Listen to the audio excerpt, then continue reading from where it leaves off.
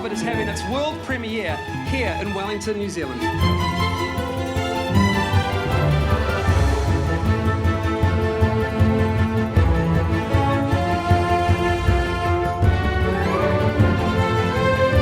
Once you're on set, you have a big job to do. You know, we were shooting for 18 months, huge logistics all around New Zealand. But fortunately, we had an incredible crew, great support behind us. But shooting the movie is always the hardest part.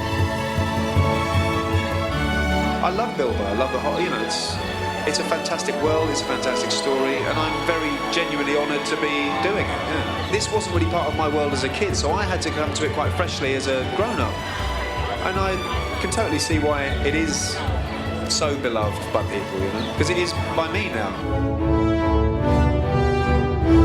Well, the whole thing, I mean, it's called An Unexpected Journey, but I think for all of us it was extremely unexpected. And I think the film for the fans will be unexpected as well. I never thought that I would play a dwarf, so I was kind of suspicious and surprised that they asked me.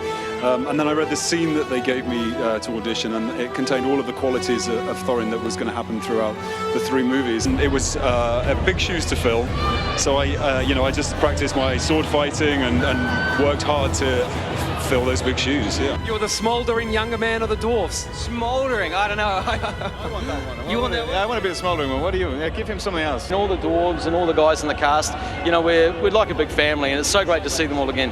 Well, what's interesting in the film and in the book, of course, the dwarves go on this journey, but we as actors were doing the same thing. I'm actually the odd one out because I have an orc axe buried in my forehead. So look out for poor old Biffa. Peter and Fran and Philip did a great thing in terms of giving us 8 weeks to train together, to get to know each other, to become friends, and to become this brotherhood of dwarves. Well, yeah, Ori is my baby. I love him so much. You know, all the other dwarves are big, butch guys, axe wielding with big beards, and basically, yeah, I've got a knitted cardigan on. I'm running about inside my higgledy-piggledy house, and it was just, I was given this amazing freedom to improvise. Being somewhat older than some of them, I did find it a little difficult to keep up with them sometimes, you know, especially wearing huge costumes. It was a bit hot, it was a bit heavy, and if they said, sorry, we've got to start again tomorrow, I would do it. You're surrounded by these actors all the time, and they're incredible. They're so talented.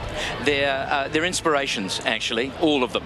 People will come to see how brilliantly clever Philippa and Fran and Peter have been in adapting it into 3 films. You know, you try really hard and you're focused so intently on what you're doing, and this is just like the icing on the cake, especially when you see all these incredible fans come out for the film. It's you know, it's heartwarming. I honestly feel like every time I land in Wellington Airport, it feels like I'm coming home. And I've felt like that for over 10 years. It feels like every time I come back, it's like no time's passed at all. And even though 10, 12 years have gone by, it feels like it's, you know, nothing's changed in some ways. And yet what he's doing with the films has grown and grown and grown each time. So it's always a real pleasure and a thrill to come back. What was your favourite part of the film that you're in? Can you give anything away? That I'm in? Yeah. The killing. Now tell me, what was it like doing Gollum again? Actually, the first day, it was like I was going through, I thought I was being Gollum, but I realised that actually somewhere in the back of my mind, perhaps I was actually doing an impersonation of thousands of people's impersonations of Gollum. It was quite weird, but then acting against Martin, you know, very quickly we got into it. What can I say?